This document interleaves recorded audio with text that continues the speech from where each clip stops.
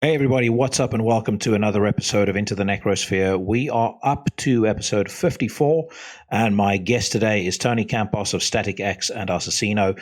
He's also played with probably just about every other band on the face of the earth, but I'm going to save you an hour and not go through the list of names. What I will say is that as much as I told you guys a few weeks ago that you would need to indulge me in at least one non-necro guest a year, it turns out that Tony has plenty of cult credentials himself. And so in addition to talking about my biggest, guiltiest pleasure of all time, the first Static X album was Constant Death Trip, we also spoke a lot about old school death metal and Tony's experience of touring with bands like Pantera and Slayer in the 90s. So really fun conversation. I'm really sure you guys are going to enjoy it. I'm also sure you're going to enjoy my demo of the week. And for that, we traveled to Bogota in Colombia. The band is called Rotting. They have got an EP out that's available, I believe, on Spotify, Apple Music, Google Music, etc., called Orgy of Blood and Pleasures of the Flesh. But I think it's really fun, and I think you guys are going to think so too. This is a song called Carne de Machete.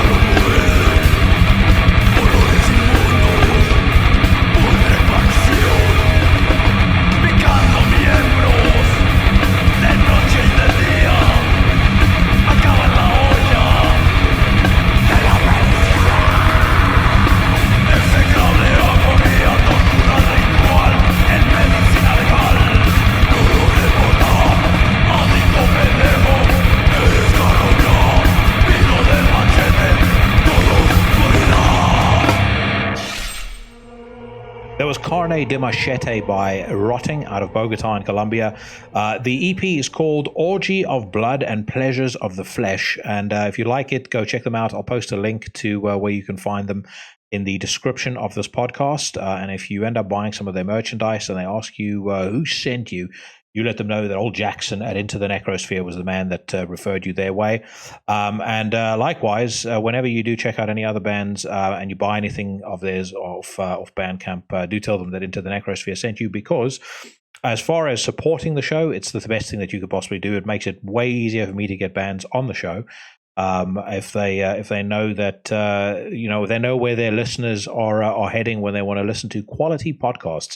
And speaking of which, if you don't follow me on social media, please do.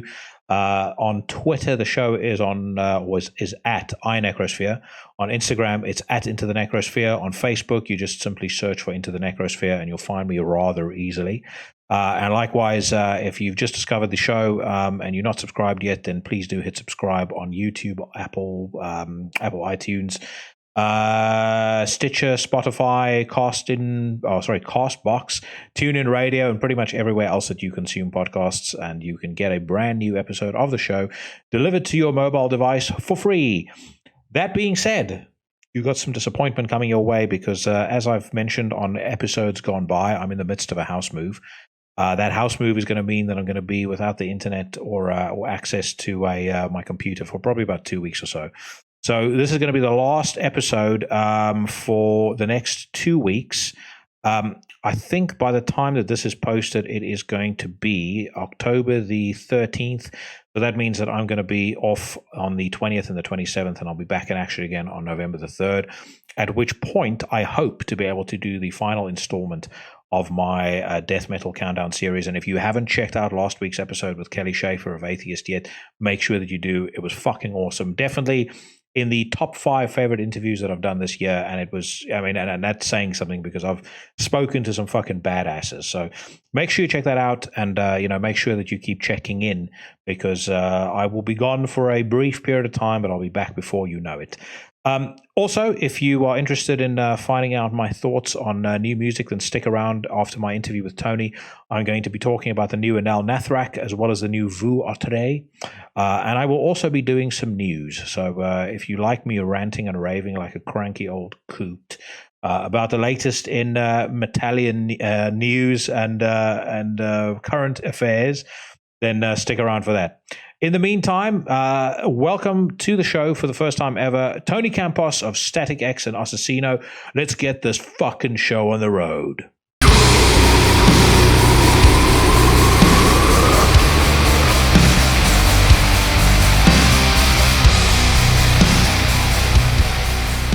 Tony, I really appreciate the time first and foremost. I don't know if you saw anything about the show, but obviously most of what I cover tends to be death and black metal. And the reason that I wanted to talk to you was basically based on an exchange that I had with a couple of people on social media recently, where for the longest time I've been talking on the show about how my kind of one indulgence outside of the dark, grim shit that I normally listen to is Wisconsin Death Grip. And it has been pretty much ever since that. I mean, I got that album back in 1999 in South Africa, and I don't think a week goes by that I don't listen to the album, in some way, shape, or form. Yeah. And then what I started finding. Sorry, we're going to say?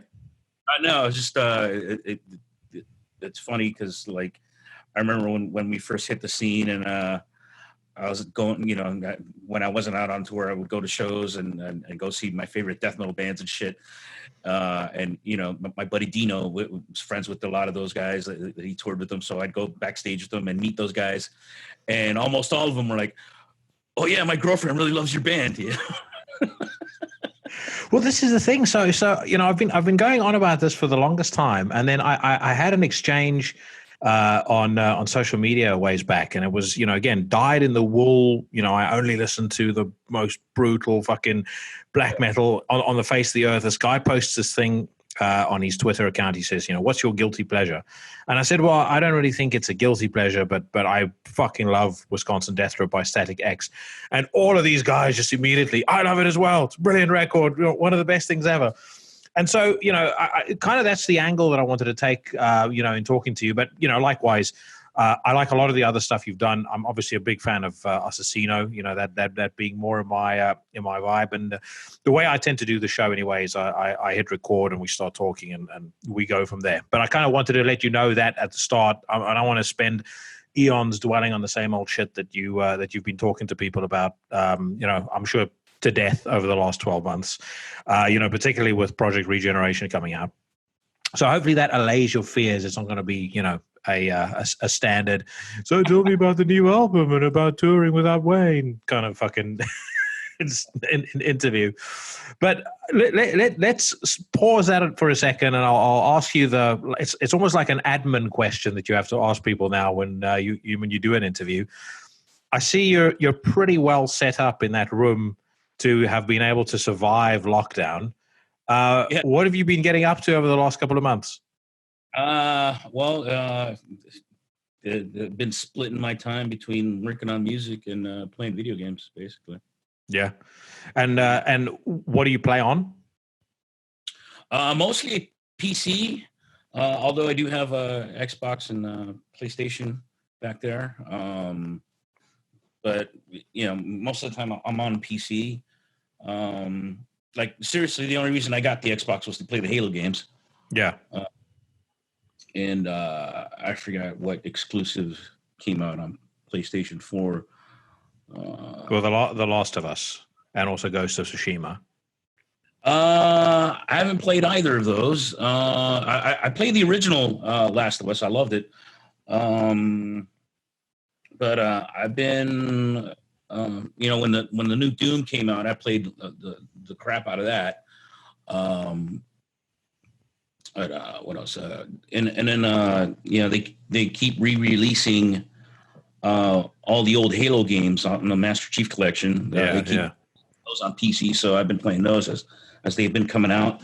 But mostly, I've been playing a lot of Destiny 2. Okay.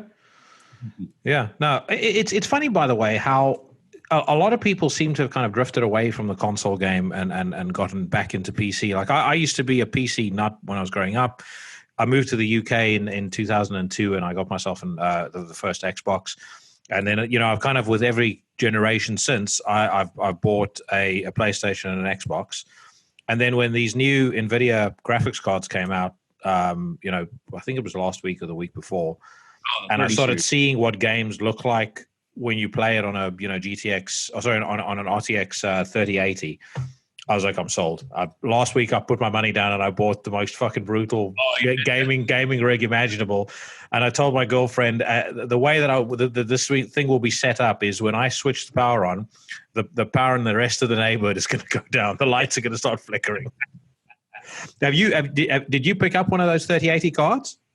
No, I didn't. I have a 2080 Super in this setup right here. I have and then I have a 2080 Ti in on that computer over there, and then I have another 2080 Ti in the VR rig that I have in the living room over here. And like they work fine. I'm not like I gotta have it. And I can play everything I want. Like I can do Doom at 4K at like 100 frames a minute over on this rig. With my 2080 Ti. So like if I'd upgrade to the 3080, it'd run a little cooler, a little quieter. I might get another 20 frames per second, but that runs fine, man. So you've not gotten to the level of competitiveness where, like on Linus Tech Tips the other day, they were testing a 360 hertz TV because there's like a 1/9 of a second that the frame comes by faster. So if you're playing competitively, you can you could pull the trigger a little bit sooner and actually hit the guy. Mm-hmm. Yeah, and I'm not. The only online competitive thing I do is the multiplayer on Destiny 2. Yeah. And like I'm not like a part of a competitive clan or anything. I just go on the Crucible there to complete my bounties and get whatever loot is associated with the activity, so. Yeah.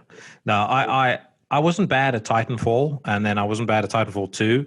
And so I thought it was tough stuff, and I got onto Battlefield 1, the World War One. I got fucked up so badly and embarrassed and humiliated. I decided this is it for me with multiplayer games online. I'm horrible at it, man. I really am. There's too many 16-year-olds that have the time to do this literally every single day, and then they make the old guys look like shit when we get on. Yeah. And they also know how to get under your skin quite a lot as well. The thing that blew me away the most, and until a couple of years, I didn't even realize it was a thing. My friend showed me like esports contests held in places like South Korea and stuff like that. I couldn't believe that they can pack out an entire fucking stadium full of people that want to watch people play games. Yeah, that's pretty bizarre. I mean, to me, but hey, what do I know? Yeah, strange world. But like I said, one thing has remained consistent, and that is that the first Static X album is the fucking bee's knees. So let's talk a bit about that. So I guess kind of going back to the beginnings of this band, without having to rehash the whole story, but let's start with kind of just a random trivia question first and foremost. When you met Wayne, did he have the hairstyle? Or did he look totally different? He had like a nice clean side parting like I do. No, he looked like I walked in the room and I thought fucking Ian Astbury from the Cult was standing in front of me. Oh, seriously? Yeah, long, straight, black hair, wearing this I don't even like this button-up shirt and these brown flannel bell-bottom pants. I was like, okay, what did I just sign up for? But didn't I hear as well that he, I think prior to Static X actually taking off, he had tried out for Crowbar, didn't he? Yeah. Mm-hmm. Yeah. Which knowing what I know now, it seems like the most bizarre fit imaginable. Yeah. Right. When I first started jamming with Wayne and Kenny, the material was closer to Crowbar than it was to Ministry, like by a long shot. I mean, it was slow, heavy, had like an Alice in Chains feel to it sometimes. Sometimes had a Pantera kind of groove to it. But yeah, it was, so had you heard that stuff, you would say, yeah, well, that makes sense, but, and actually, our old guitar player, Emerson, he just released one of the songs off that demo that I tried out for the band with, it's out on YouTube. Emerson Swinford, he's the guitar player for, Rod Stewart now. Holy shit! I'll definitely have to look that up. But so I mean, as far as you trying out for the band, I guess how did that come about? What made you think these are guys that I want to play with? Where I think there could be some creative chemistry here. Well, I met Kenny. We were both working at Ticketmaster there in downtown LA, answering phones, and at the time I was in a death metal band. And so, we got to talking, and he said they needed a bass player, and I initially turned him down. So I was like, I got my band, and so after sitting and thinking about it for a week, I was like, I laid it out, and I'm like, okay, well, my band has nowhere to rehearse. We haven't done the show in 6 months. We don't have any shows on the horizon. I'm sick of sitting around not doing anything. Yeah. So I'm like, all right, I'll go jam with you guys. So he gave me the demo tape, and I went in and jammed with them. But and it was different from anything else I'd ever done, because before that I was death metal and thrash bands. and so that, really intrigued me. And there were points where I could actually play actual bass lines as opposed to just doubling the guitar, which is what I did mostly in death metal and thrash bands. Yeah. So that, really kept my interest in jamming with these guys.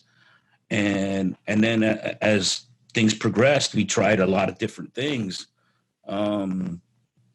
before we ended up with the Static X sound. We went through a phase where we were doing hardcore punk covers. We were doing Black Flag and Circle Jerks covers. Yeah. So we tried a lot of different things.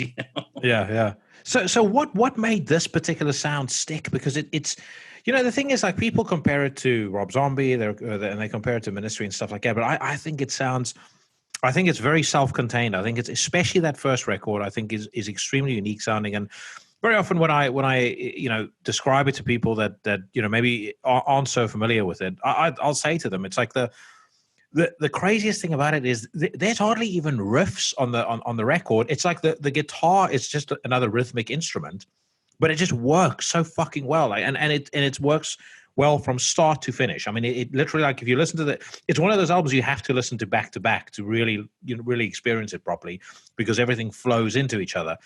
But like I said, it's always struck me as something that's extremely unique. And even though a lot of people kind of, lumped it in with a whole new metal thing, I mean, I never really liked new metal. And for me, it was quite a ways apart from that. Yeah, I think, a lot of that new metal scene was in some way or another influenced by hip hop. Yeah. Some bands, like Rage Against the Machine or Head PE or something, were heavily influenced by hip hop. Some not so much. We weren't influenced by hip hop at all. We took our influence from, industrial and electronica bands. Like the two bands we ripped off the most were Ministry and Prong. So yeah, we were furthest thing from the hip hop thing. So yeah, I never felt like we were actually, fit into that new metal thing, but I wasn't mad that we got lumped into it either. I mean, it certainly helped, take us to, lots of different places. So, I'm not mad about it. Well, you guys were kind of a band that were almost, I guess like a band without a home when you came out, because when Wisconsin Death Trip came out, I remember seeing you guys tour with tons of different bands from, all sorts of backgrounds. I mean, I think if memory serves me correctly, you guys were on the road with Black Sabbath, you played with Slayer, you played with Pantera, you played with Morbid Angel, obviously on the Extreme Steel tour. But you played with so many different bands. I guess what was the response like from the audiences in those days? Because I've been to Slayer shows where you just literally stand there and you go, I almost don't know if I were in a band, if I would want to put up with this fucking abuse, because there's people yelling stuff at you. I mean, there was one band called Ellis where I'll never forget, the entire band just turned their back on the audience eventually, and they played the entirety of their opening slot with their back to the audience, and the audience were going nuts. Boo, you fucking suck. Just chucking stuff at the stage. Oh, dude, I remember when I was a kid, I went to go see Slayer. They were touring on South of Heaven, and Danzig was the opening act, and people were fucking booing and flipping off Danzig. Holy shit. Out on his first record. Okay. So then, our manager at the time, Andy Gould, he was, he, as far as I know, still is, really good friends with, Slayer's manager, Rick Sales.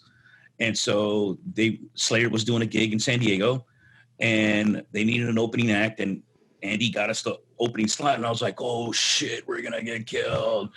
It's shit in my pants, So we were the opening act, and then there was another band that was main support, and then Slayer, and some miracle, like nobody threw shit at us, nobody was flipping us off, and I dare say they kind of enjoyed us. So. Yeah, and that's especially around that time. That was really something, because there's not a lot of people. There's not a lot of Slayer fans that enjoyed the opening band. Period. Yeah, I know. I mean, Slayer fans are fucking brutal, man. Yeah. But yeah, I mean, that was the cool thing about us, I guess, is that we could, pretty much play with anyone. Like we are. I think it was the second time we toured England. We were opening for Typo Negative, and that we went over with those fans great too, So Which is another odd one because again, I've been to Typo Negative shows, and I wouldn't say the audience was hostile to the openers there. They just seemed really disinterested. It's like I can recall two shows where I've seen an audience that disinterested. It was Typo Negative, and there was a band called Kill to This that opened for Anthrax back when John Bush was still in the band and when they were still good. And so I'll never forget. Like I was right in front, and I'd interviewed John for a website that I was writing for. So he kind of said, come in and come stand in front. And I was looking at this audience, and it's like I've never seen people give less of a shit about a band that's on stage. So, again, if you were, there's just certain bands that seem to either draw hostility or they draw complete and utter fucking ambivalence. They're just like, the sooner these guys get off, the better. So, I mean, like a band like Morbid Angel, as an example, being so wildly different to Static X. I mean, what was the, what did their fans make of you guys? I mean, as far as I could tell, everyone seemed to be enjoying our set. I mean, to be honest with you, I really didn't care because I got to see Slayer, Pantera, and Morbid Angel every night for like a month and a half. So yeah, I was like, whatever, dude. Whatever. I don't give a fuck. I'm gonna go watch Slayer and Pantera, and then we'll go have drinks with fucking Dimebag Darrell. Yeah. So you I take it that you would have been on some of those adventures with Dimebag. Yeah, I got to hang out with those guys. Could you stand the test? I mean, like, I'm going to be very honest. I went through a period when I moved to the UK where basically, if you want to survive in corporate life, you need to learn to handle your beer. And, those days are well and truly behind me now. And I sometimes read or I hear interviews where people talk about a night out with Dime. And it literally sounds like my worst fucking nightmare because nowadays I'm like 3-4 glasses of wine and I'm yeah, gone. right. I drank 7 beers the other day. I was doing a barbecue and I had a brisket going, and I literally felt like shit for the next 3 days. So. Yeah. I'm like, I can't handle it anymore, man. The hangovers are like all fucking day. Nah, dude, no. It's not for me, but I mean, so back to my question. I mean, in those days, would you have been able to handle a full night? I mean, well, I never stayed a full night knowing that could be a consequence of it. But like after show, go hang out in the dressing room and have some drinks with Dime and Vinny and Rex, and then or sometimes go smoke some weed with Phil, because me and Phil would sit on the side of the stage every night watching Morbid Angel because he was a huge Morbid Angel fan. Yeah. So I got along with Phil, and then every once in a while, like on a day off, Phil's bus would be parked in the same lot ours was, so I'd go hang out on his bus and smoke some weed. There was one time. I just finished having dinner with the guys in my band, and as I'm walking back to the hotel, Phil comes out and he points to my guitar tech who was with me, and he's like, "I'm gonna ask you once. You better have the right answer. If you don't, I'm gonna kick your ass." Got any weed on you?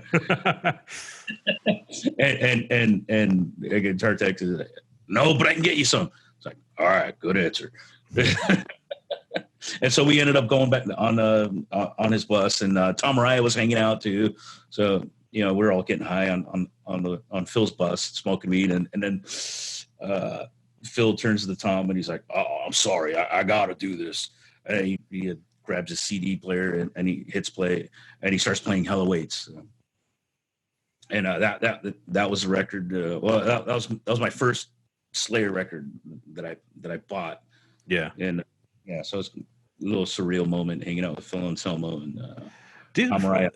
It's funny you mentioned Phil Anselmo, because I actually recorded like the news section that I do for the podcast earlier today, and I was talking about Phil, and I was saying, out of that older generation, there's an awful lot of guys that I don't think are able to really make, and I won't name names, but they aren't really able, in my view, to make what I would deem to be relevant music anymore, because I think you get to a period in your life where maybe you're financially comfortable enough, or you've changed or evolved as a person to a point where the spite and the venom and the fucking hatred that you need to be able to make that music is not there any longer. And again, I'm pretty sure you can think of a couple of bands, and we'll probably be thinking along the same lines. But what I really admire about Phil is his ability to stay as relevant as he has for as long as he has, and he's fearless in terms of everything that he's willing to attempt and put his name to. I mean, I don't know whether you've heard this acoustic record of his, N minor. I think it's superb.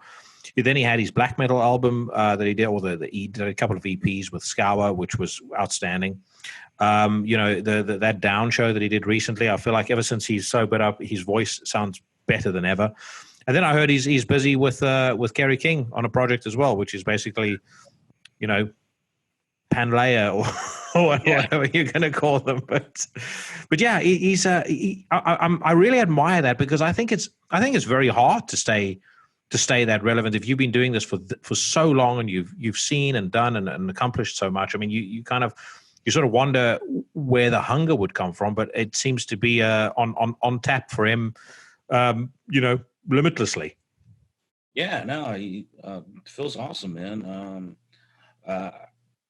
I got lucky enough to catch that last Slayer tour where he was opening up, man, and his voice is still just fucking spot on, awesome, man. Yeah, and he still has that hunger and passion for it, man. And he's still a fucking incredible front man. I'll never forget when they did when Down played. Yeah, they were one of the last bands to play at the Mean Fiddler the Astoria, before it got broken down. And I can't remember what the song was that they played. I think it might have been Temptations' Wings. It might have been. It was one of the songs of the first album. Anyway, the song ends and the guitar feedback is blaring and the lights go down, and there's kind of this sort of purple mist that comes onto the stage, and he walks up to the microphone, and all of a sudden you hear Rex do the Dazed and Confused bass line by Led Zeppelin, and Phil grabbed the microphone and he's like, "Been dazed and confused," and that crowd went fucking ballistic, like to a point that I mean, I've seen at least 600 shows in the last 20 years. I have never ever heard a crowd lose their shit quite as much as I did when he did that. And he's got an incredibly commanding presence on stage, no matter what he's doing, whether he's doing Scour, whether he's doing Down. And again, as there's many great frontmen who've fallen by the wayside now, and instead of borderline verbal abuse that I like to see from stage, it's I love you, and that's not for me. I want to be convinced when I see people on stage.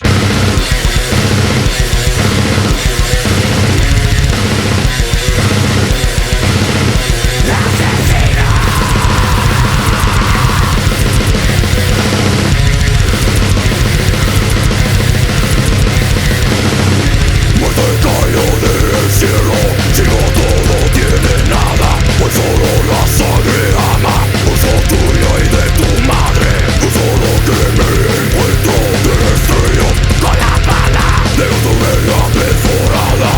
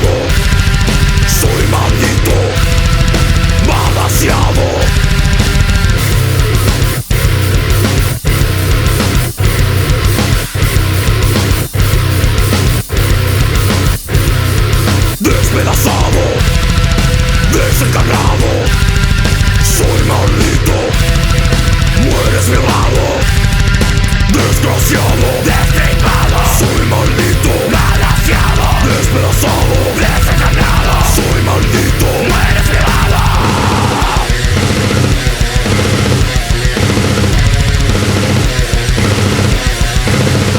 Asesino.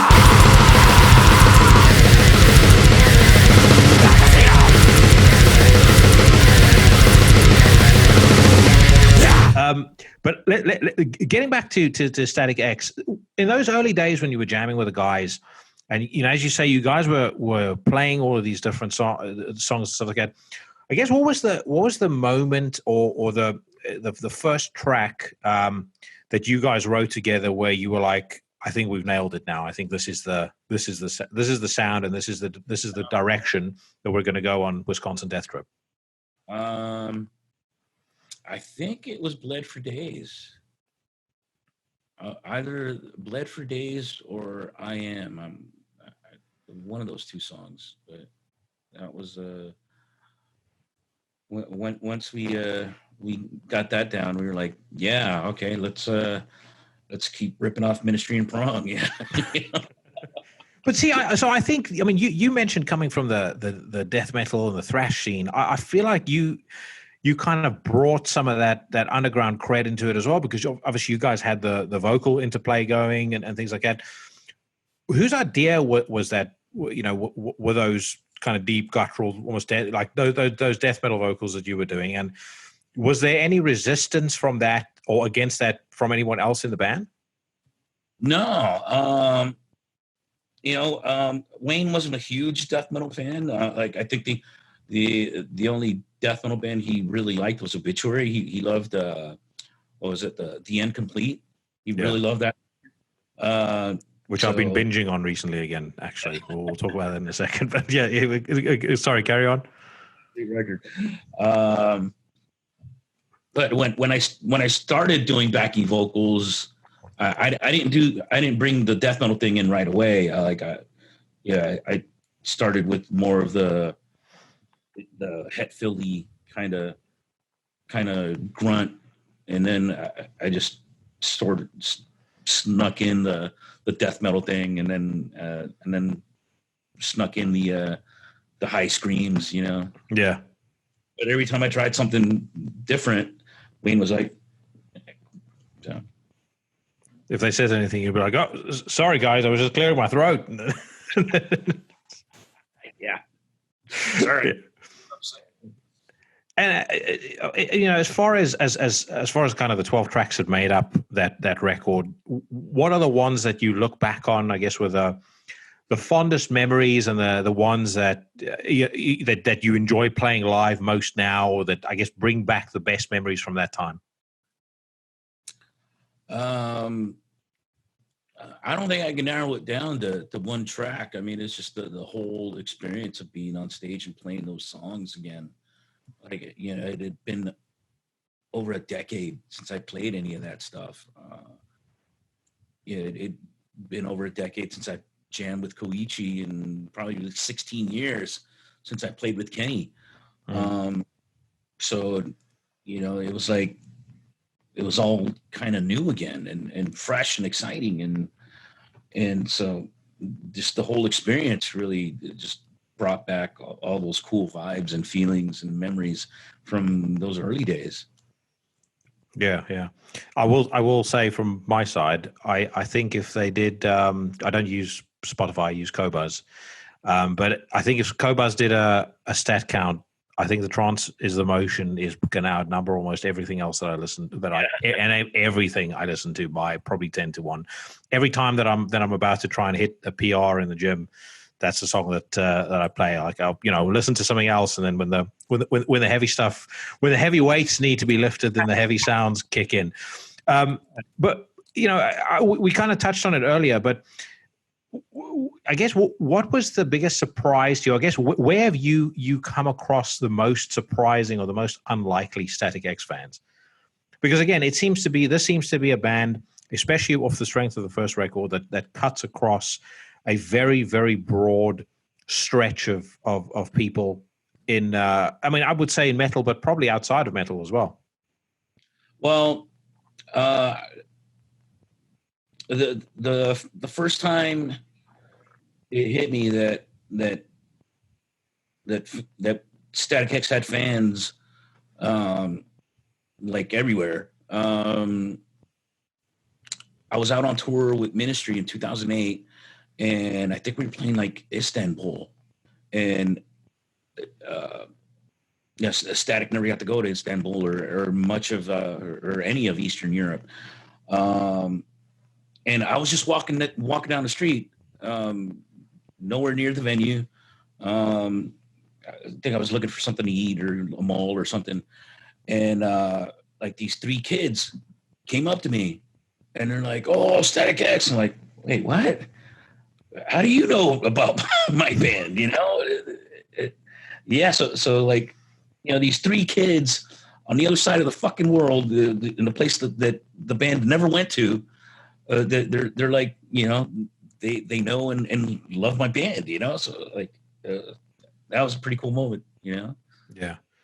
And as far as, you know, the new tour, or at least the tour that you guys were on before the lockdown bull mash kicked in, what sort of crowds were you guys pulling in? Because from all of the video that I saw, I mean, it seemed like, you know, the band still has the ability to you know, pack out at least a relatively decent sized theater. Yeah, for the most part, you know, the venues were, you know, anywhere from 1,000 to 2,000. I think there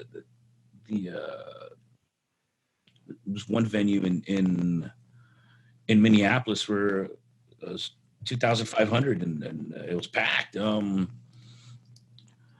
then at the end of the tour, there were like these really shitty little bars and clubs. So it was kind of like, yeah, this is awesome. Like, oh, what the fuck is this? But those dates got booked so fucking late. Yeah, I guess that's all that was available. I don't know what happened, but yeah, for the most part, you know, the venues were, you know, good sized places, and the turnouts were fucking awesome, man. Yeah. Were you surprised by that at all? Yeah. You know, I didn't think it was, you know, I mean, I hoped that there would be interest. I didn't really expect that as much as much interest as it did get. So yeah. So at what point in your touring plans did things kind of cut off when, you know, obviously venues started shutting down and borders started going up, and, you know, everyone had to self-isolate or face fines and fucking God knows what else. You know, I guess how far into the touring cycle were you? Well, we didn't have a whole lot of shows booked for this year. Like the last thing we did was Hell in Heaven Fest in Mexico City, and we barely got to be able to do that because, like, I think the following week everything was like on lockdown, and you know, and we wouldn't have been able to go. So luckily we were able to get that done. But then after that, we had some stuff, a couple of shows booked in the U.S. And then a quick European and Russian tour, but all that stuff got moved to next year. So yeah. How confident are you that it's going to go ahead next year? None at all. Yeah.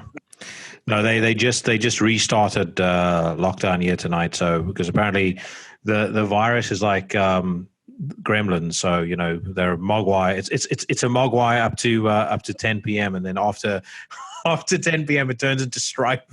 So everybody has to be indoors after 10. After midnight. Yeah, exactly. It's the fucking stupidest thing I've ever seen in my life. But yeah, I know.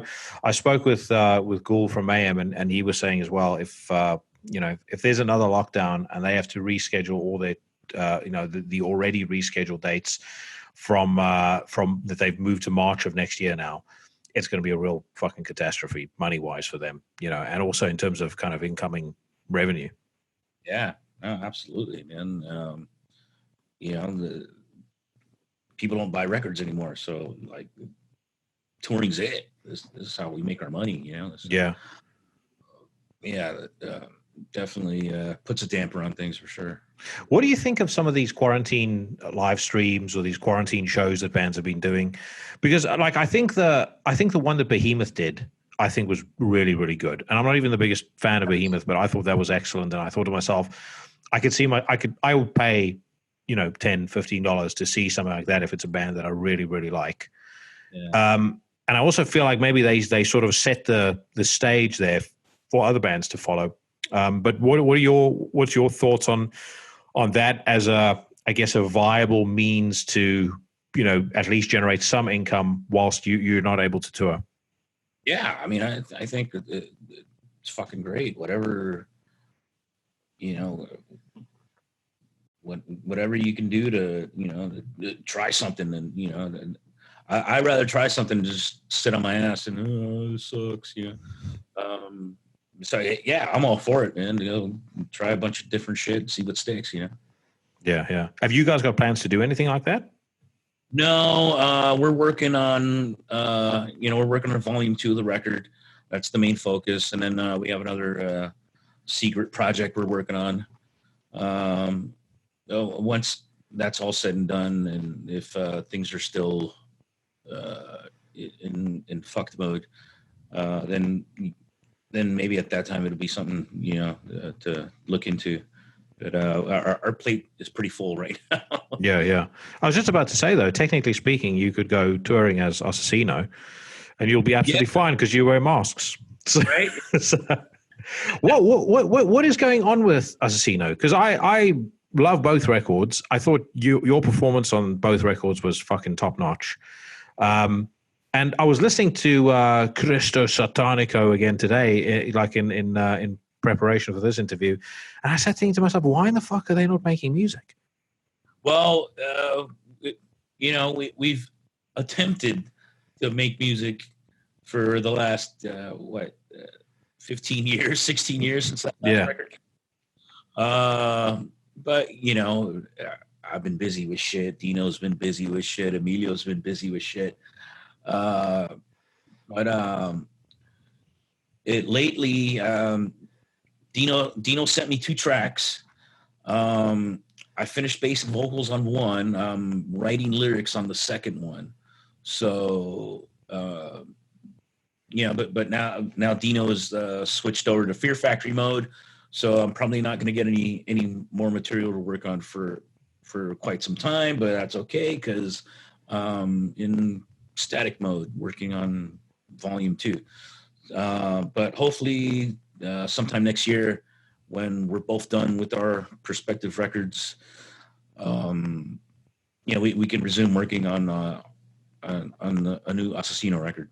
Yeah. How does it feel for you kind of making that gear shift from being, the bassist to being the front man when you're in Asesino? Well, I mean, I'm still playing bass, so I'm most gigs that I've done, I have a microphone in front of me anyway. So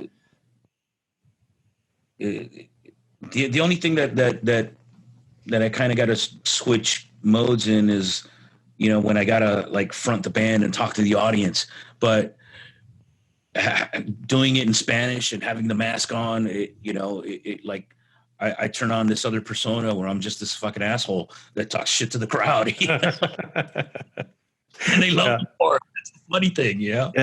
But dude, there is something hysterically funny about that. I remember, I think it was on Corridos de Muerte, and I'm sorry, I probably butchered the pronunciation of that, but I'm almost 100% sure it's on that CD. There was like this fake documentary, if you put it in your CD-ROM, and it was basically you guys being complete fucking pricks and like doing interviews with supposed news crews and stuff like that, and then like citizens saying, they're tired of this crap. But I just thought it was the fucking funniest thing I've ever seen in my life. It's like it to the untrained eye, they would think, "Oh my God, this is terrible." Just look at what these people are doing, and you just know that there is some serious fucking piss taking going on there. Yeah, absolutely. It's and that's the whole point of the thing. Is just to have fun and do stupid shit and pay homage to a lot of the bands that we grew up listening to. So yeah, I'm actually doing a countdown of my 50 favorite death metal bands at the moment. So I'm going to put you on the spot and ask you, as you mentioned, bands you grew up with, and we were talking about Obituary before, who are, spoiler alert to anybody listening, very, very high up on my list. But, who are some of your favorite bands? Or, whether it's death metal, black metal, whatever the case may be, from the extreme side of things, who are some of the bands that influenced you most? Some of the bands that to this day you still really hold an affinity for. I think the first really extreme band I got into was Cryptic Slaughter. And they're not even a metal band. I got into hardcore punk first when I was a kid. My neighbors were skater punks. And they had a half pipe in their backyard, so every day after school they would go on their half pipe and skate, and they had a boom box where they would blast bands like Circle Jerks, Black Flag, DRI, Exploited, and GBH.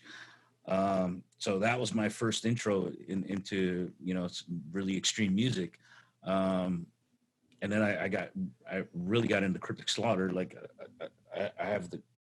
Can you see that? I have their little cryptic guy from the back of their first record on my arm.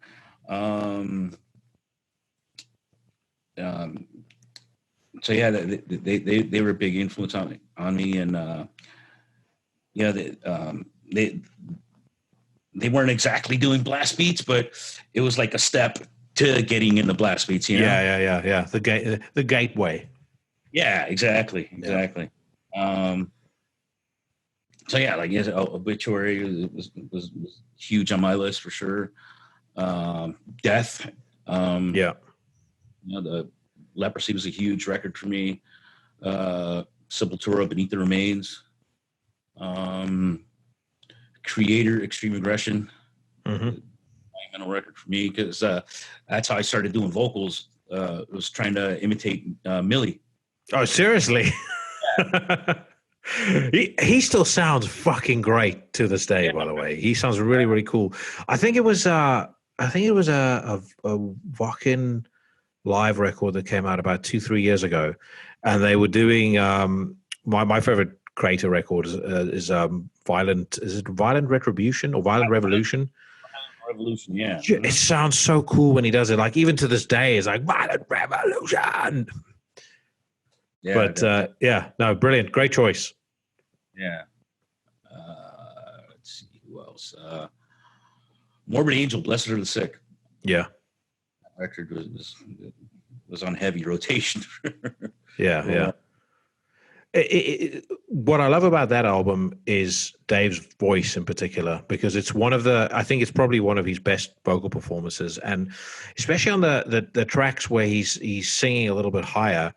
I really like his phrasing and the way that he uses rhythm when he does it. Like I think it's Unholy Blasphemies where he's like, bow down before the master. It's like, it sounds so fucking cool because it's like got almost like a I wouldn't say hip hop sensibility, but it has genuine rhythm to it, which I always complain about this, but vocal rhythm in death metal, especially with some of the newer bands, it's such a forgotten art. There's not a lot of guys around like Donald Tardy or Glenn Benton from the early days, or guys that just really get how to use that voice as an extra instrument, which incidentally you do extremely well on Asesino, and you do it especially well considering the fact that you're singing in a different language. Yeah, I learned more Spanish doing Asesino than growing up with it. It was my first language, but somehow I kind of lost lost practice with it. And but having to write lyrics like, how the fuck do I say this in Spanish? And hey, Dad, how do I say this? I bet your dad loved that. Oh yeah. No, what's funny is like I showed my dad the first record. He thought it was hilarious. Yeah. I showed him the second record, and he was like, well, I have a better sense of humor than your mother, but you really crossed the line with this one. Yeah, dude. I don't know about your folks, but I grew up in a devoutly religious household. Both my parents, I get on extremely well with them, but both of them are. I think they kind of acknowledge that I into certain kinds of music and I like doing certain kinds of stuff, but they deep down they just want to. It's like shutting their ears and just yelling. Ah! My sister told me once. My dad was looking at my phone and he's looking at the music on my phone and he was like, Impaled Nazarene, Rotting Christ, stuff like that, and he like just turned it to my sister and he's like, "That's nice, isn't it?" Yeah. Which I can kind of understand where they're coming from. If you grew up in a fairly kind of conservative, closeted environment, seeing a fucking Impaled Nazarene album cover or hearing Glenn Benton yell "In Hell I Burn for Satan," it's going to be a pretty big shock to the system. Yeah, right. I remember when I was a kid and I brought home Hell Awaits from Slayer. My God. ¿Qué es esto? Like, what is this? You did a degree in computer studies, did you not? Before you, I never finished because I ran out of money. But yeah, I was a computer science major in college. I went to the university for like 3.5 years. Yeah. Could you have seen yourself going the corporate route? It was funny, like, because I joke around with my friends sometimes. Like. I'll be like, yeah, I could have stayed in school and got my degree and could have been an IT guy for the Department of Defense and making all kinds of cash. But no, I had to be a musician. And I mean, yeah, maybe I would be making some more money and have a steady job. And, maybe I could have been happy doing that. But would I trade it for anything that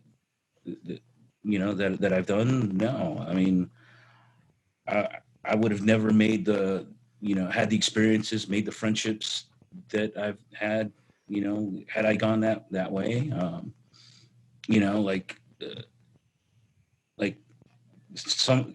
gotten to play with some of my heroes, guys that I grew up with that made me into the musician I am today. I've gotten to jam with them. They know my name. They're like, I'm friends with some of them. Like none of that would have happened had I gone that other path. So like yeah. And that must be some of the most surreal shit you can imagine. Because Ministry as an example, I for many years was completely obsessed with that band. I still really like them. I don't like the last couple of albums all that much, but there's like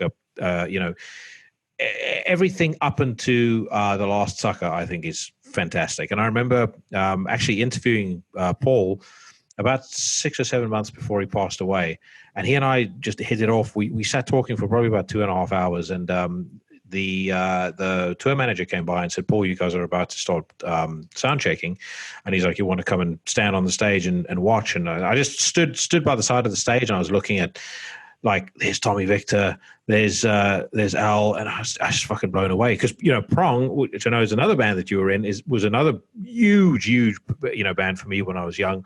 I remember getting Cleansing when I was 14 years old. And again, another track that's a mainstay on the workout playlist is Snap Your Fingers, Snap Your Neck. I mean, I will fuck shit up if somebody plays that song anywhere near me. So, but yeah, it's just, it's nuts seeing those people on stage and thinking, for a very long period of time, I had your posters up on my walls. You guys were literally like gods to me.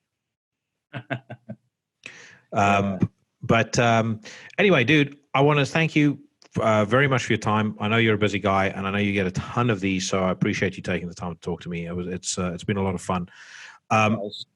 One final question before you go, and this is complete fanboy stuff.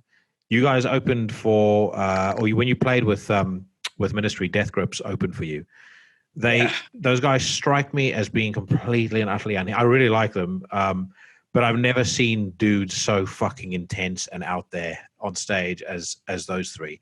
Third time I saw them, they for about a half an hour literally just had this weird like signal playing over the PA, and it was like it sounded like a video game race car. It was like bzz, bzz, and literally this went on for a half an hour, and then the band came on.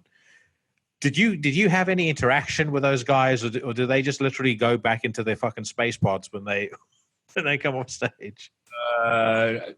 Yeah, I did have some interaction with them. Unfortunately, it wasn't very good. Yeah.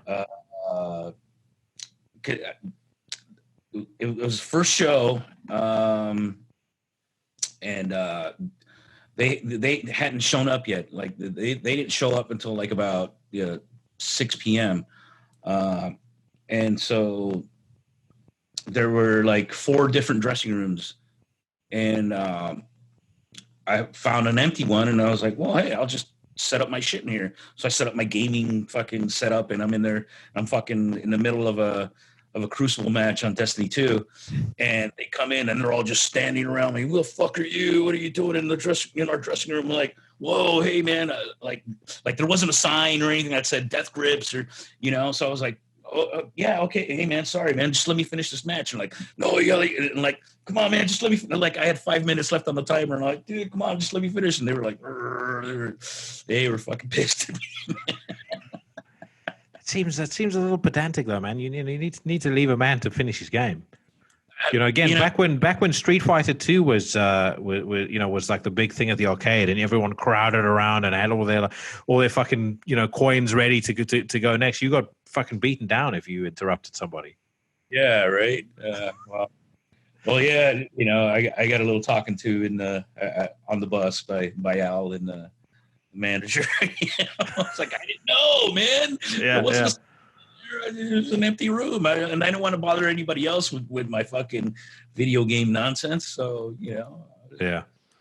No, well, dude, like I said, I had to know they do strike me as some fairly odd folk. Good artists, but very, very. I think odd is the best way to describe it. Yeah, I had a few other interactions with them, and they seemed like nice guys. They like to smoke weed, so yeah, mellow. Yeah. On stage, I guess. Cool, dude. Take care of yourself. Hope you're well, and hopefully we'll get to see Static X play in the UK at some point, if any of our venues are still open when the scamdemic is over. Yeah, right. Yeah. Thanks very much for your time, brother. Take care. Okay. Bye-bye. Yeah.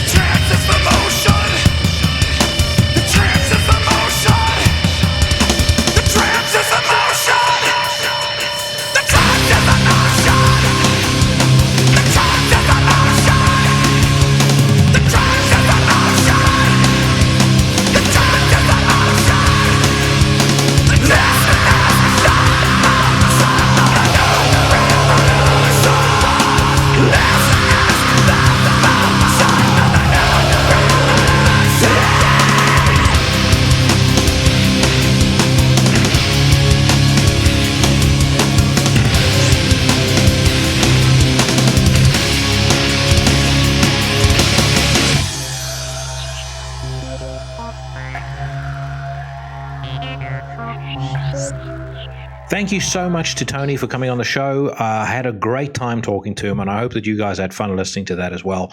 As I said, it's not often that I would have non-black and death metal folk coming on the podcast, but I needed to make an exception because I've always wanted to talk to Tony, and I wasn't kidding when I said there's probably not a week that goes by that I don't listen to Wisconsin Death Trip, not least of all because it's on my workout playlist.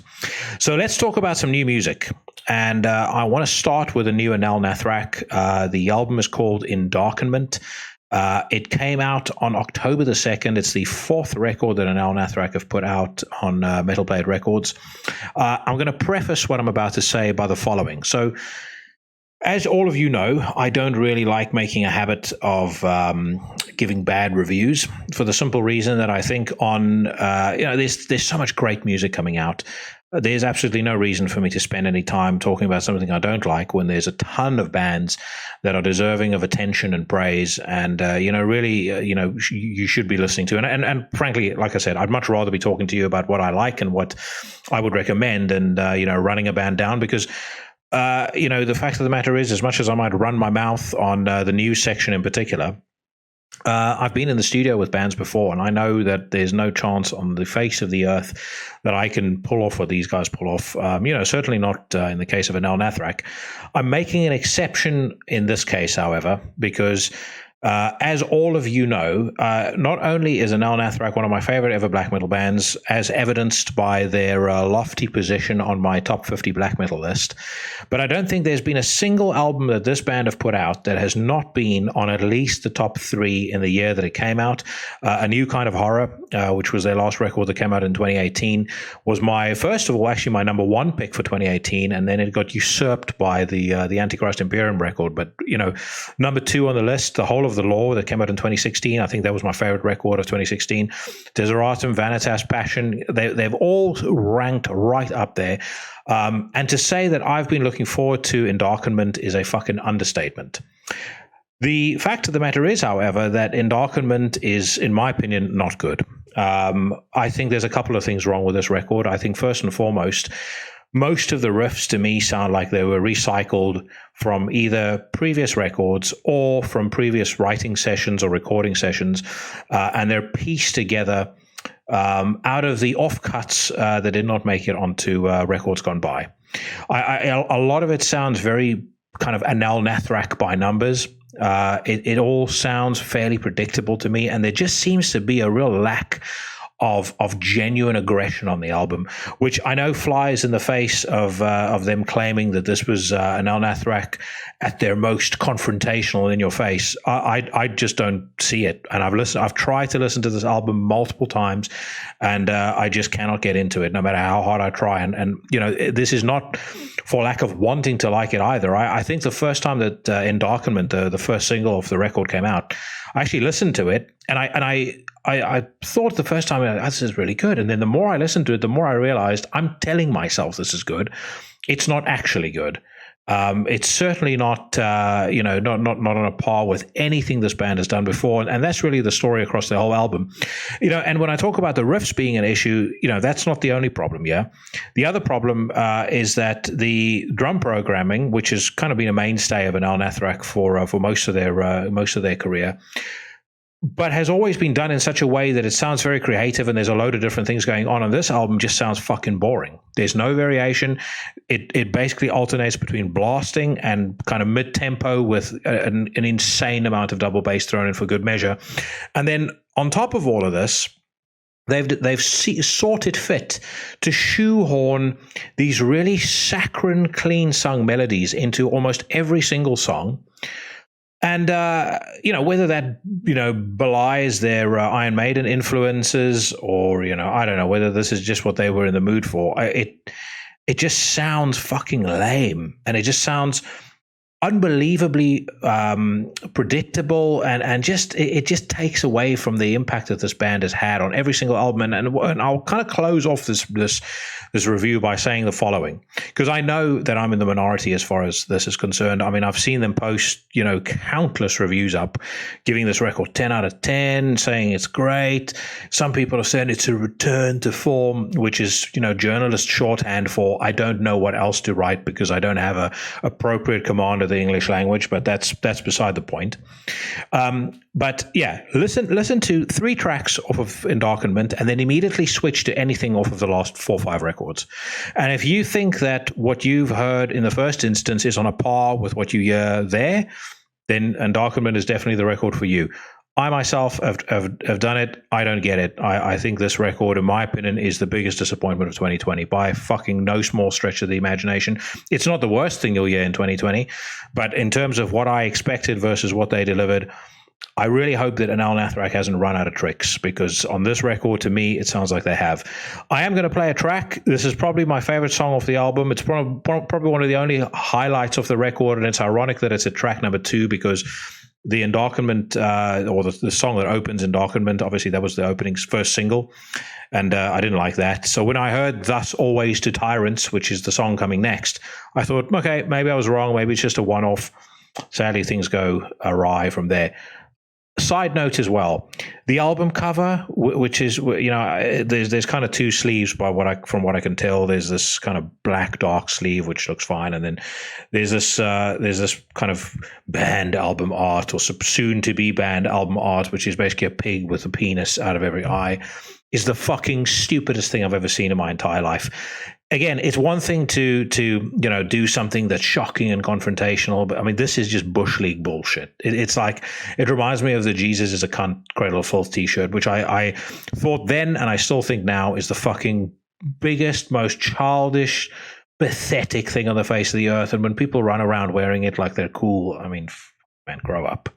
Anyway, so like I said, Endarkenment by Anaal Nathrakh. You might like it. Tell me if you think I'm wrong. I personally am not feeling this whatsoever, and I really wanted to. I love this band. Absolutely adore their music. But I fear that Anaal Nathrakh may potentially have run out of tricks, with the exception of this bright spot. And so, as I mentioned earlier, this is a track called Thus Always to Tyrants.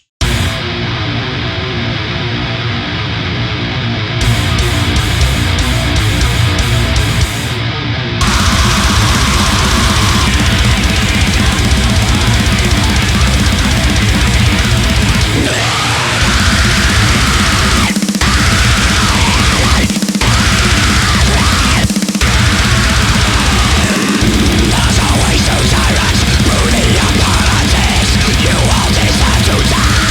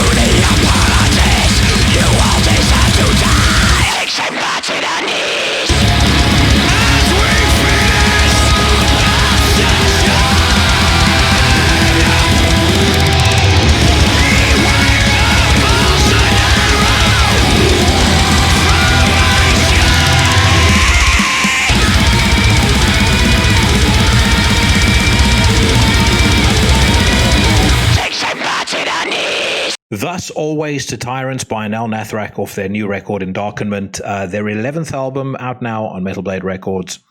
Well, not my mug of Stro rum, and if you're from Europe, you'll know. If you've been to Europe, you'll know what I'm talking about. But it may well be yours, because like I said, I know from everything that I've seen that critics love this. But then again, if you paid attention to critics, you wouldn't be listening to this podcast. Vastly superior to Anaal Nathrakh's new record is the sophomore effort by Vous, Autres out of France, shockingly enough. The record is called Cell de Pierre. It's out on the Season of Mist Underground Activists imprint. It is the sequel to Champ du Song, which came out in March 1st, or last year, March 1st, 2019. Interestingly, it's the first record from that they've put out where they're actually signed. I don't know how much of an influence Season of Mist actually played in the recording of this, but as much as I enjoyed Champ du Song, Cell de Pierre is significantly better, first and foremost because it's a leaned down version of what the band had done on their first album.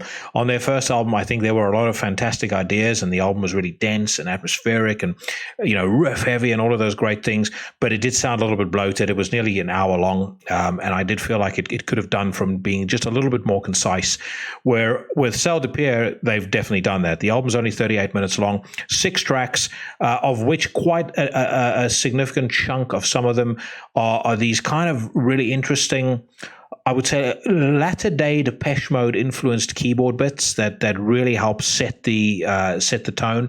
But for the most part, what this is kind of blackened, dark doom death, which just hits on every possible fucking level. Everything from the album cover through to the production, the sound of the guitars, the sound of pretty much every single instrument. Everything on this album is absolutely fucking spot on. And I think Season of Mist have hit yet another home run, and one which I would be very surprised if it doesn't feature highly on my top 20 of 2020. So I'm going to play a track off Cell de Pierre right now. I would highly recommend you check out this album if you haven't done so yet. The song I'm going to be playing, and I ask forgiveness in advance if I fuck up the pronunciation, is a track called Vesuve.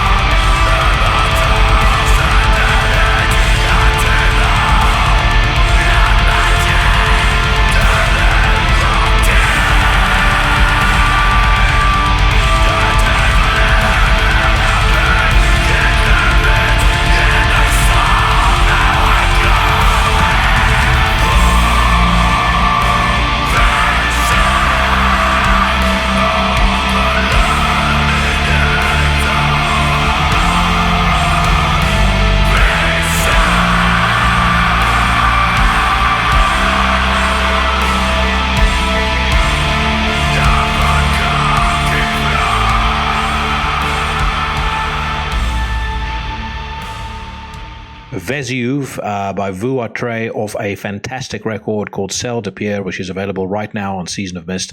As you noticed, I corrected my pronunciation right before I recorded this bit. But like I said, it is a record that is well worth you checking out. Right, it is time now for some news. And we start on Metal Storm as usual. The first bit of news is that AC/DC have reunited. I don't know if it's going to be if a new AC/DC album is necessarily what the world needs. But I'll always check it out. AC/DC was my first ever metal band. I remember as a young lad of 9 turning the television on.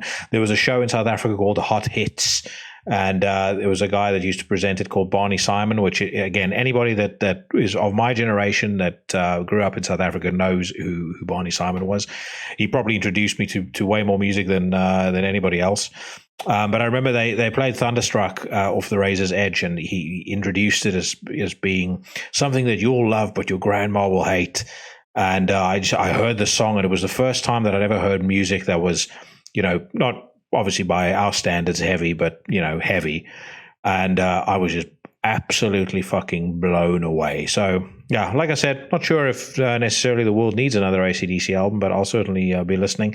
I am, now that I've grown up a little bit and, matured, I'm more of a Bon Scott man than I am a Brian Johnson man. But let's see what these guys can offer up. Iron Maiden working on new music, yay!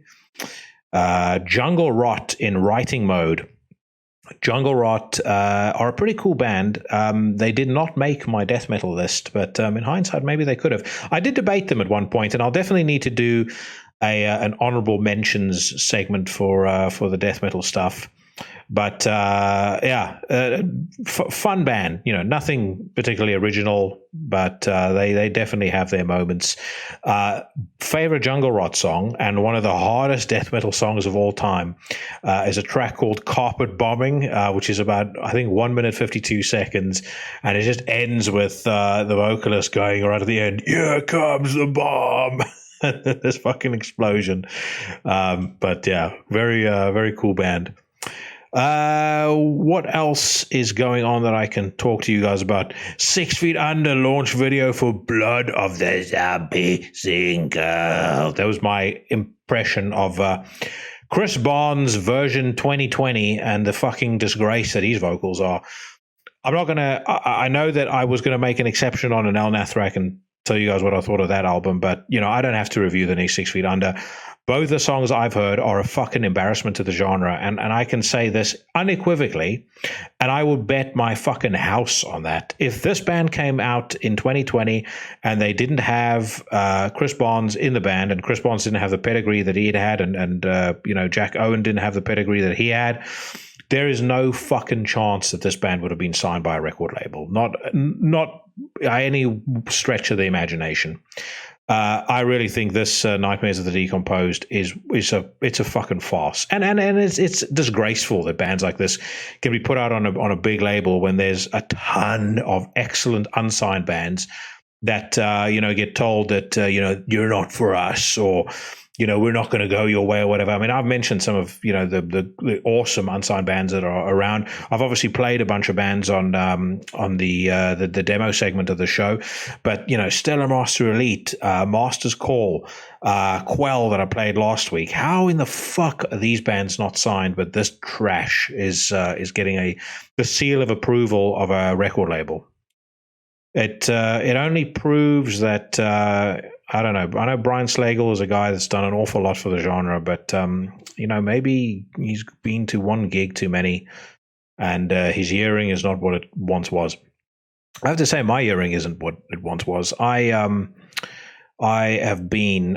worked it out once. I've been to probably about 600 gigs, maybe a little bit more, in between 2020 and kind of pre-COVID, which is, it's a fair period of time. But when I was writing for Chronicles of Chaos, I used to, get put on guest lists for just about everything.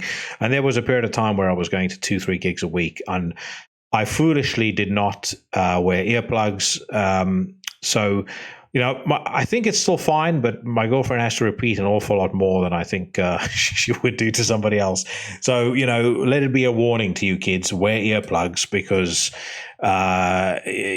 when you reach 40, that shit starts to catch up with you. Deeds of Flesh return with new album announcement. Share details. Deeds of Flesh are I best remember for these track Trading Pieces, which is off the album Trading Pieces, which has the most brutal double-tracked vocals I've ever heard in my entire life. And it was one of those things where I got this when I was in school, and you used to play it for girls that came to visit when you really wanted to scare them. And, it would show them what a badass you are and how mean the music are that you listen to. But obviously, Deeds of Flesh also had some tragedy occur by way of one of the members passing away. I mean no ill respect here, but I couldn't remember the name offhand, which is why I opened the article. Eric Lindmark died of sclerosis in 2018, which is very sad. But folks have come out in their droves to guest on the new record. I listened to the track as well. It's called Alien Scourge. It sounds like the love child between Deeds of Flesh and Suffocation, and particularly Suffocation around sort of Souls to Deny era. So pretty good. And unsurprisingly, Frank Mullen has come out of retirement to guest on the record. The other guests include Luke LeMay of Gorguts, John Gallagher of Dying Fetus, George Corpse Grinder Fisher of Cannibal Corpse, and a whole bunch of others. So if technical death metal is your thing, then take note, because Deeds of Flesh are back, and I think the album will definitely be worth checking out. I think the record is due for release on the 11th of December, and then Jan 15th if you want to buy the vinyl. Next story, Fear Factory vocalist Burton C. Bell announces his departure. This was funny for a couple of reasons. One being that Dino was immediately on the Rob Flynn podcast and then on the Jamie Juster podcast, clearly kind of, wanting to give his side of the story. He said that he found out on social media that Burton didn't want to be in the band anymore. And Burton has obviously turned around and said, the band is toxic and it's dysfunctional, and that's why he doesn't want to be in it any longer. It sounds to me like a total shit show. But to be perfectly frank, I've spoken many times. I'm not going to repeat my theory again about bands running out of tricks, but I think Fear Factory had run out of tricks. And I think it's probably the right time for them to call it quits. I'll be interested to hear what the new record sounds like.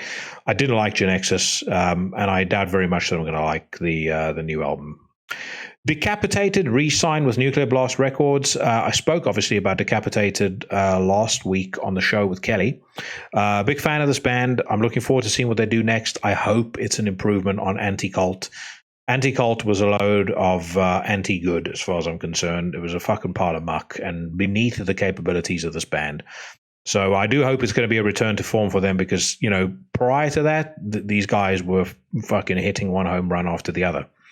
Speaking of home runs, Tombs have put out a second single of the Under Sullen Skies record, which they're putting out on November the 20th on Season of Mist. The song is called Bone Furnace. It is fucking brilliant. Absolutely fucking spectacular. The first track that they put out off of this record, which I can't recall what it was called now, but I think it was called Baron, actually. And that was also amazing.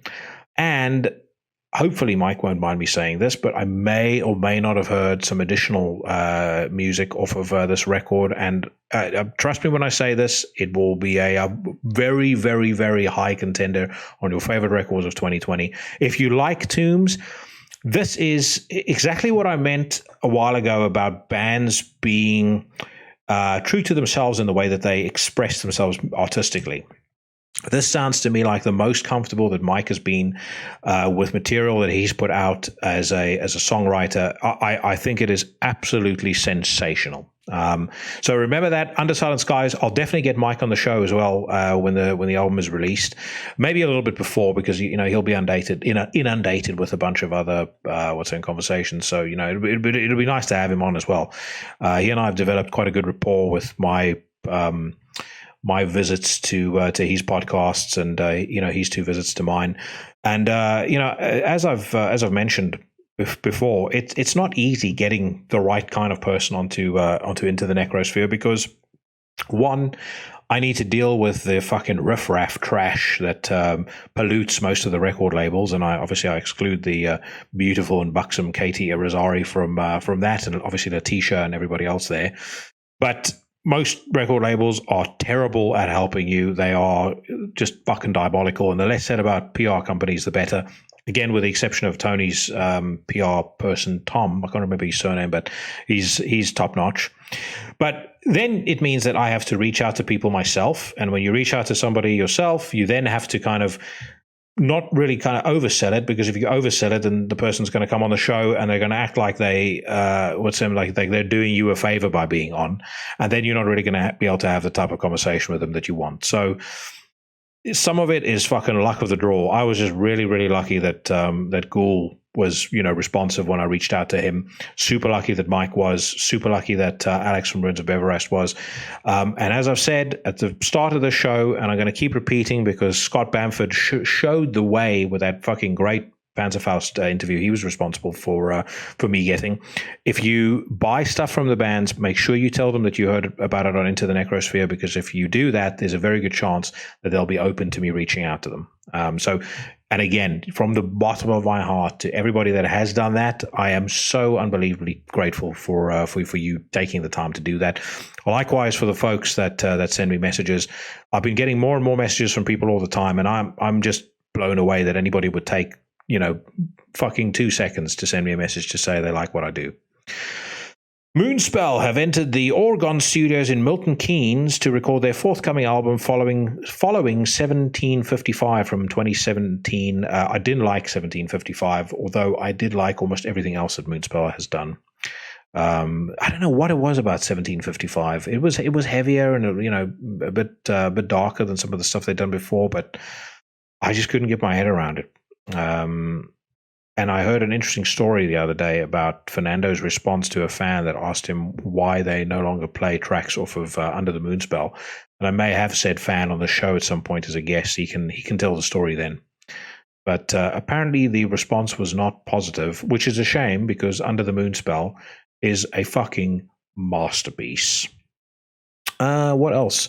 Belphegor have recorded a re-released version of, released a re-recorded version of something, which fills me with about as much excitement as a fucking trip to the dentist, because I think that is one of the most overrated bands ever.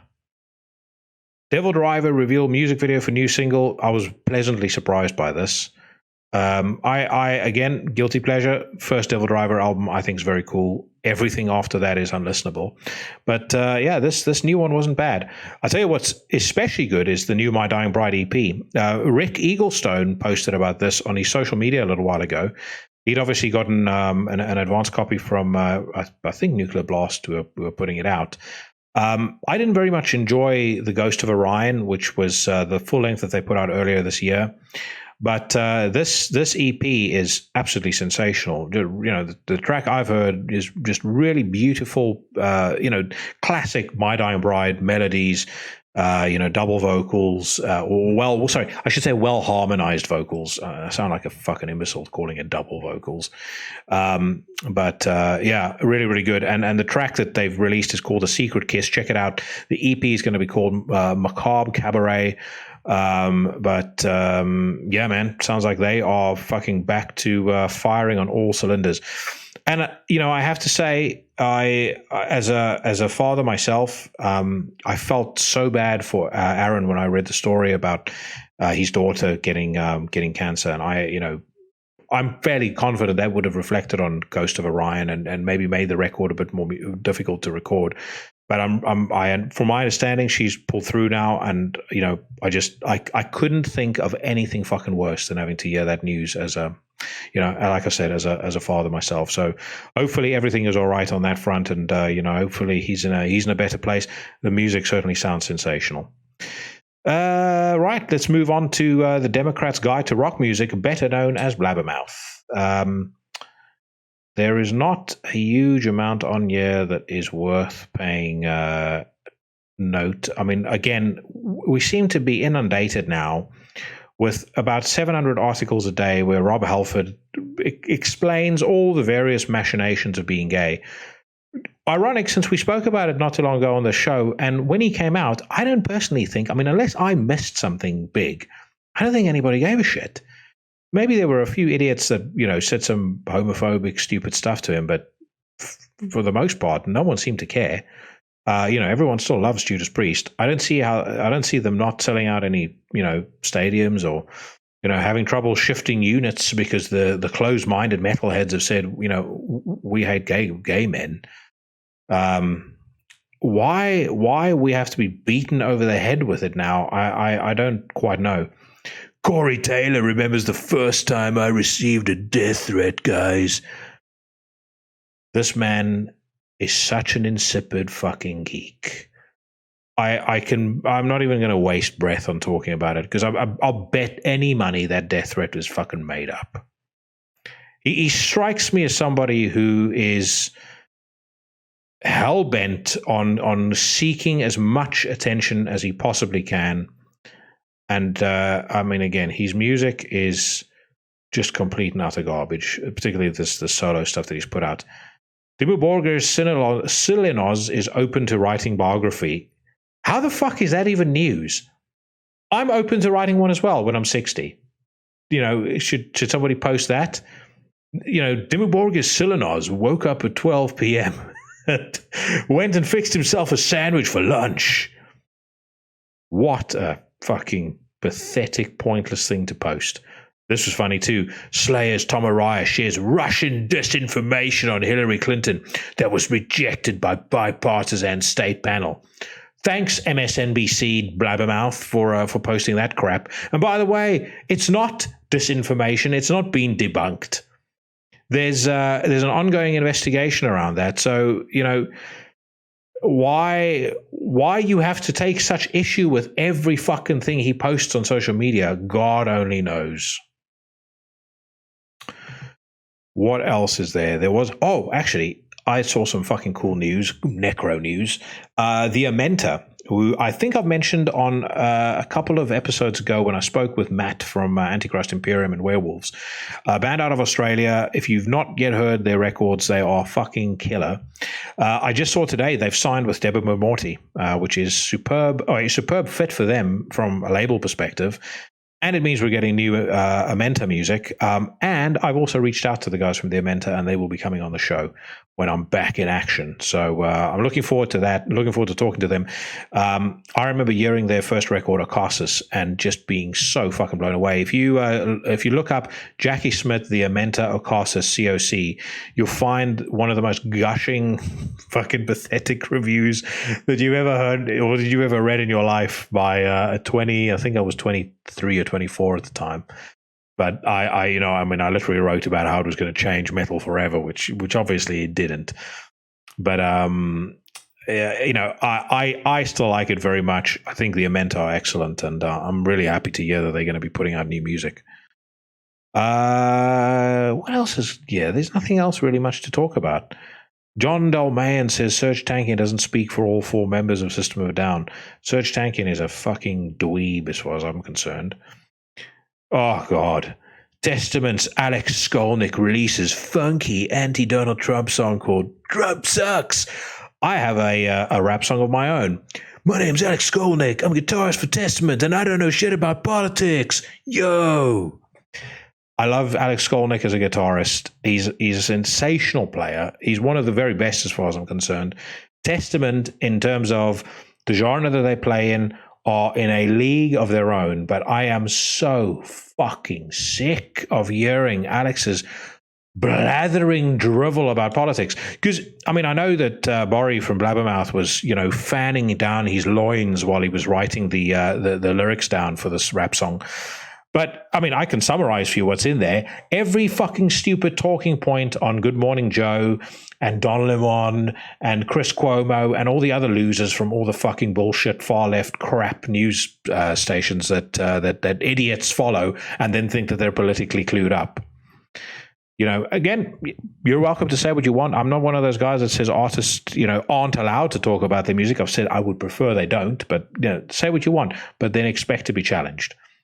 And why anybody would waste their time on something like this, I have no fucking idea.